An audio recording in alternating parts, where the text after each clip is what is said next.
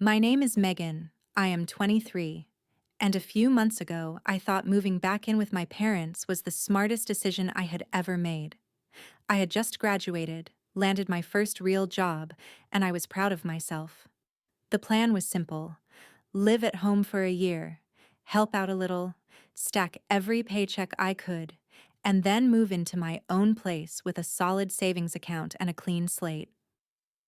I was not supposed to become the villain in a family war.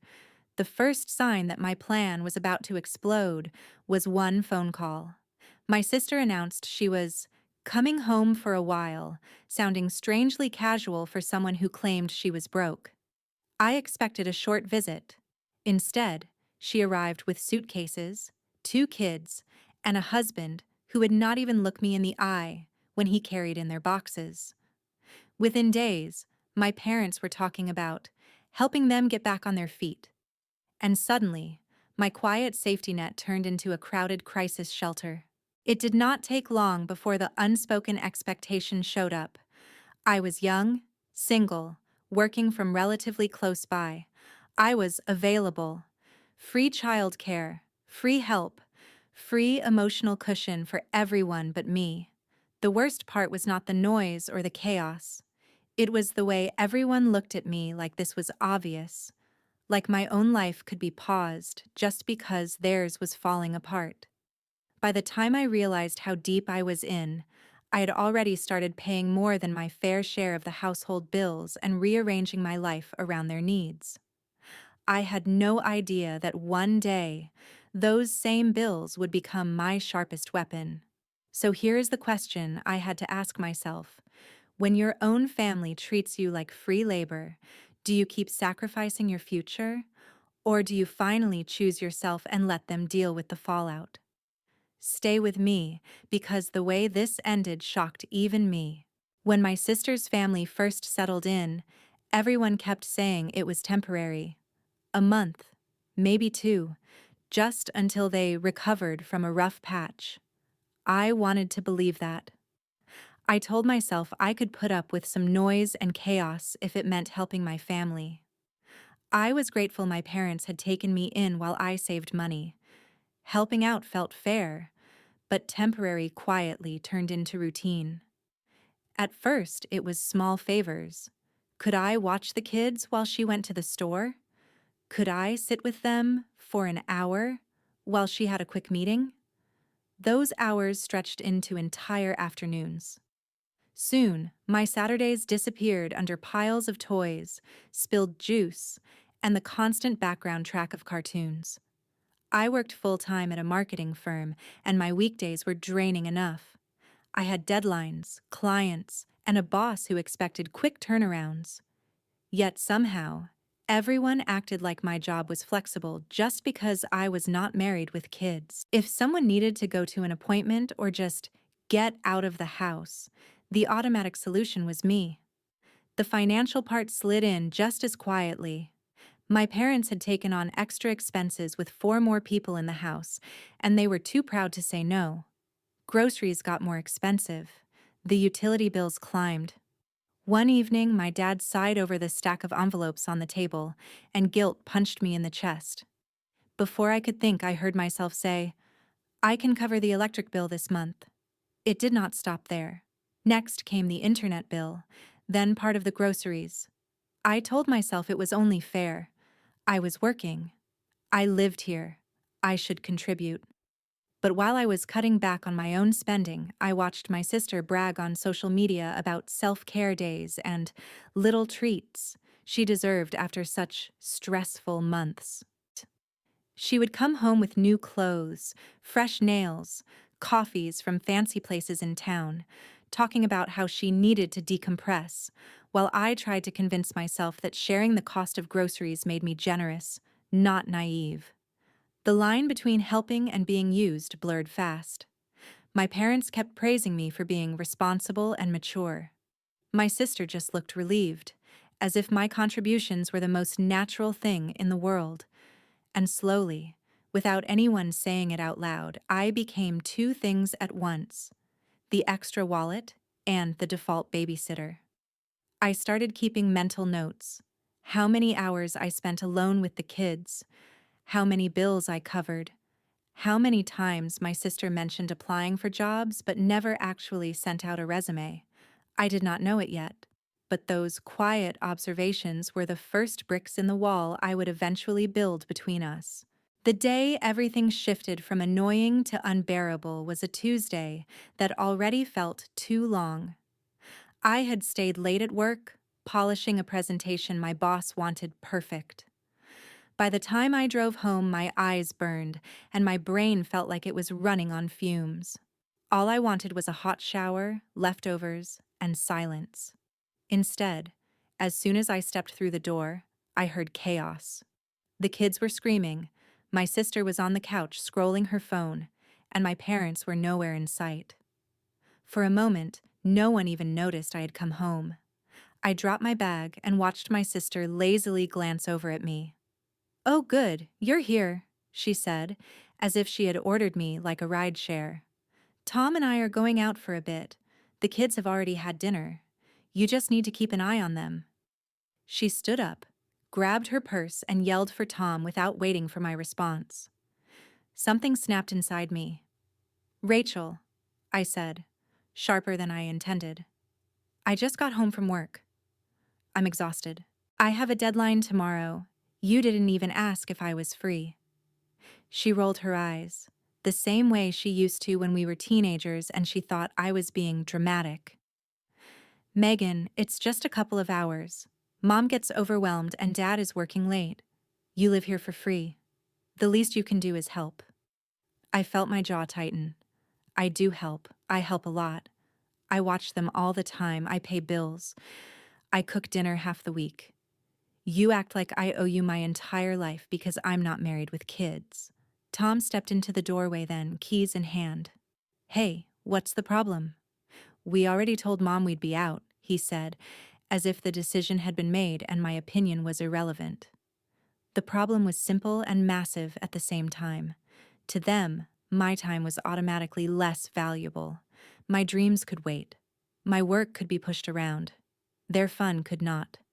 "No," I said, the word tasting strange in my mouth because I almost never used it with them. "I can't tonight. I have work to finish. You two need to find another solution." Rachel stared at me like I had slapped her. "Are you serious right now?" "Dead serious," I replied, my hands shaking but my voice steady. "I am not your built-in babysitter. I am your sister. That has to mean something more than free childcare and paying half the house expenses." The kids had gone strangely quiet, sensing the tension. In that moment, I saw something ugly flash across Rachel's face. Not hurt, not confusion, but irritation that her convenient arrangement was being threatened. For the first time since they moved in, I realized this was not just chaos or a temporary inconvenience. This was a system that worked for everyone but me. And if I did not tear it down myself, no one else was going to do it for me. That night, I locked my door, opened my laptop, and instead of finishing my work right away, I started a list. At the top, I wrote, "What I pay for versus what they pay for." I had no idea that list would later become the blueprint for my revenge. Once I wrote that first list, it was like a fog lifted. I started tracking everything. How many hours I watched the kids in a week. How often my sister and her husband went out. Every bill I partly or fully covered. I pulled up my bank statements and scrolled through months of charges I had barely registered. Grocery runs that included snacks for the kids, online orders my sister had paid me back for later and never did, utilities drafted from my account because it was easier if one person handled it. I did the math. It was sickening. For someone supposedly living at home to save money, I was funding a lifestyle that was not even mine. I realized that without my contributions, my sister's little comfort bubble would burst fast. Meanwhile, the babysitting requests did not slow down. If anything, they increased when my sister noticed I was pulling back emotionally. She doubled down on guilt. "You know we would do the same for you someday," she said one night. as if she had ever sacrificed anything for me in her life. I remembered our childhood then, how she used to push chores on me, charm our parents into believing she was the responsible one while I quietly picked up the slack. It hit me. Nothing about this dynamic was new. It was just bigger, louder, and more expensive now. The breaking point came on a payday Friday. I got my deposit and, for the first time, felt no excitement. I watched most of it vanish on autopay, utilities, internet, part of the mortgage contribution my parents had reluctantly accepted from me, even though Rachel and Tom were also using the same house, same water, same electricity. Not a single draft came from my sister's account. I sat at the kitchen table with my laptop and that growing list, and something inside me hardened. I did not yell. I did not cry. I planned.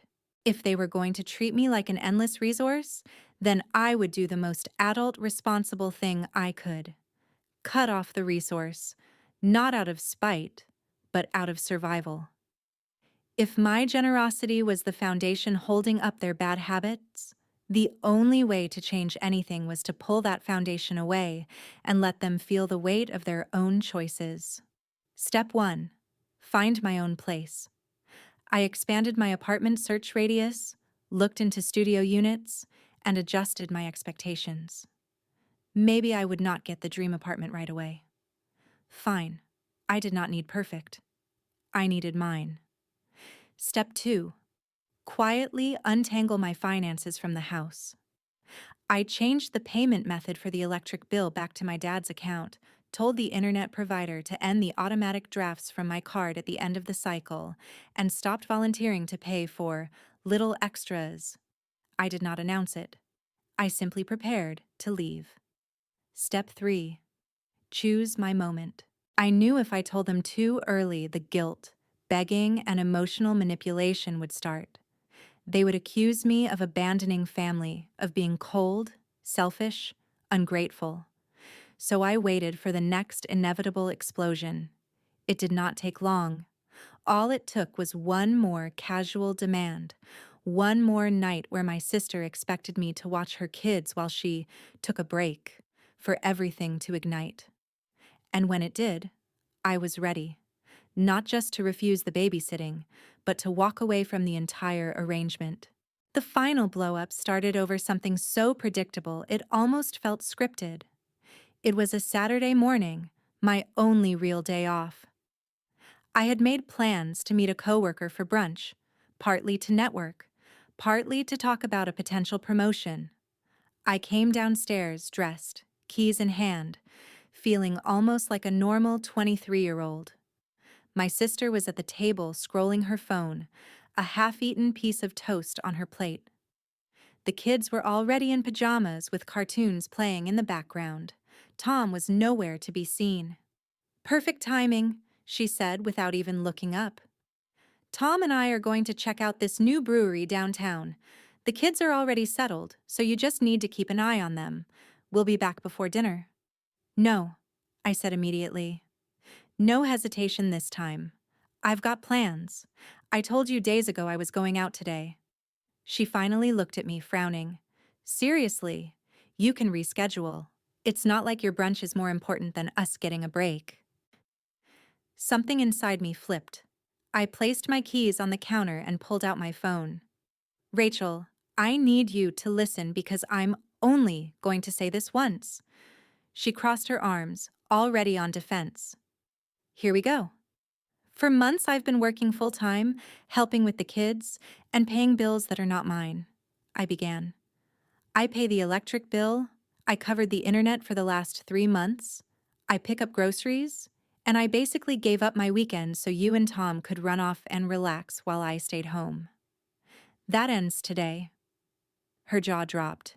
"You act like we're not struggling. We didn't ask to be in this situation." I stared at her.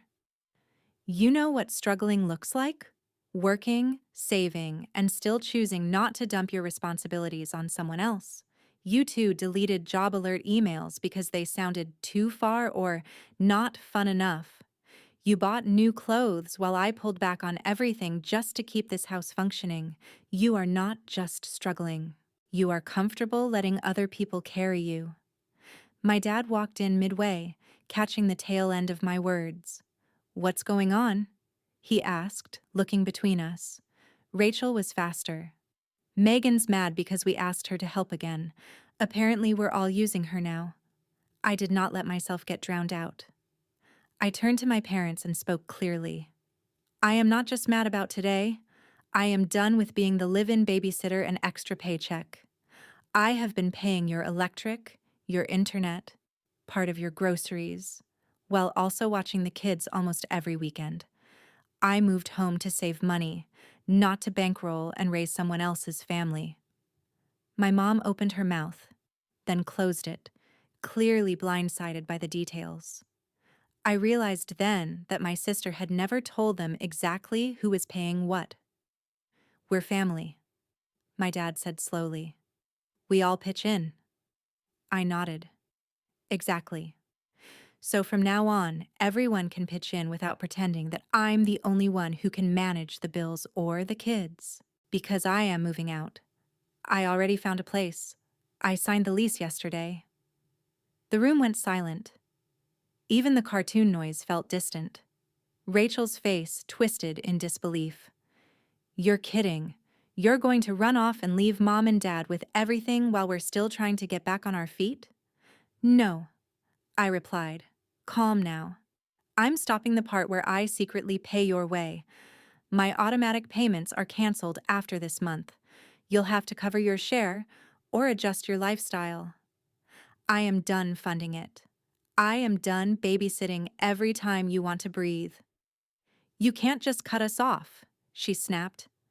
"I can," I said, "and I already have." The words hung between us, sharp and final. It was the first time I saw real fear in her eyes, not just irritation, because for the first time she understood. This time, her safety net was walking away on purpose. The fallout started almost immediately. Within a week of my announcement, I packed my room into labeled boxes, stacked them by the door, and took carload after carload to my tiny new studio on the other side of town. It was not glamorous. The kitchen was small, the view overlooked a parking lot, and the walls were thin enough that I could hear my neighbor's TV. But every square foot was mine. My parents moved through the house like ghosts, caught between wanting to support me and not wanting to confront what my sister had done. My mom kept saying she wished everyone could just get along, as if this was a simple disagreement and not months of silent exploitation.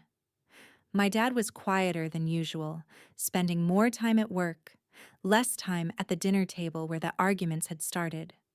Rachel, on the other hand, became louder. She stomped around, slamming doors, complaining about suddenly rising bills and how the unfair timing of everything was making their lives harder. At first, she tried guilt. Texts like, "The kids miss you, they don't understand why you won't help anymore," buzzed on my phone. I read them, put the phone down, and refused to respond until I could answer without shaking. Then came the financial reality. When the next round of bills hit, my name was no longer attached. The electric bill did not autopay. The internet company called the house to ask why the card on file had been removed. Groceries did not magically appear in the fridge when my mom's pension arrived and my sister's bank account stayed untouched. One afternoon, while I came by to drop off a box I had forgotten, I walked in on an argument. My dad was holding a bill in his hand, his face flushed. "Rachel, this is $300 higher than usual," he said. "You told me Megan was helping with this." "She was," Rachel snapped, shooting me a glare when she noticed I was in the doorway. "But she decided she's too good for us now." I met my dad's eyes. I was helping Dad. A lot. But I can't keep doing it. I moved home to save money, not to support another full household on my starting salary. They need to take responsibility for their own bills. For a moment, he looked like he wanted to argue. Then he exhaled, shoulders sagging. "Is that true? You were paying this much?" I nodded. "Check the previous statements." They're under my card. He did. The truth was right there in black and white. The color drained from his face. My mom, who had been listening from the doorway, started to cry quietly. Not the loud dramatic kind, but the small exhausted tears of someone who finally sees a weight she had refused to name. In the days that followed, the tone in the house changed. My parents stopped taking my sister's side so blindly. When she complained about money, they reminded her she and her husband needed to get proper jobs, not just side gigs and vague plans. Babysitting requests went from demands to awkward, hesitant questions that I could comfortably say no to. Meanwhile, in my studio, I was learning what it meant to live without apology. I cooked simple meals, paid my own smaller bills on time, and watched my savings slowly climb instead of drain. I did not have much, but nothing I had was being siphoned by someone else's laziness. My revenge was not loud. I did not destroy anyone's life or scream my triumph. I simply took back what was mine: my time, my money, and my future. The punishment came naturally when my sister had to face the reality she had spent months dodging. A few months after I moved out, I visited my parents on a Sunday afternoon. The house felt different the moment I stepped in. Quieter, heavier. There were fewer toys scattered around, fewer shoes piled near the door. I did not see my sister's purse on the counter, and the kids' voices were nowhere in the background. "They moved out last week," my mom said softly when she saw me looking. "They found a small apartment across town. It's not as nice as here, but it's theirs." I stood there, letting that sink in. For so long, it felt like I was the one holding everything together while being slowly crushed underneath it. Walking away had felt like betrayal, even though I knew logically it was the only way to survive. Now, seeing the empty hallway, I finally saw what my revenge had really done. It had forced my sister to stand on her own 2 feet, whether she liked it or not. Apparently, when my financial support disappeared and my parents stopped cushioning every consequence, tension exploded. Bills went unpaid. My dad refused to let the house slide into debt because of 2 grown adults who would not work full-time. After one particularly ugly fight, he told them they had 3 months to contribute fairly or move out. They moved out. Part of me felt vindicated. They were finally living the life they kept pretending they were ready for, without a built-in babysitter and extra wallet. But another part of me ached, because no matter how justified I was, these were still my parents, my niece, my nephew, my sister. We were not strangers. We were just broken in a way I was no longer willing to fix alone. I still see the kids sometimes. I pick them up for ice cream or take them to the park. When I drop them off at their small, cluttered apartment, I notice the tired look in my sister's eyes. She works now. Real shifts, real hours. Her nails are chipped, her clothes less new. She looks like someone finally living in reality instead of hiding behind other people's efforts. We are polite, careful. She has not apologized in the way I once fantasized about. There is no dramatic breakdown, no cinematic confession. But there are small signs. She asks about my job. She does not ask for money. When I say I have to leave, she does not try to guilt me into staying. One evening, as I buckled my niece into her seat, Sophie asked, "Aunt Megan, why don't you live with Grandma and Grandpa anymore?" I smiled, my chest tightening. "Because I needed a place that was mine," I said.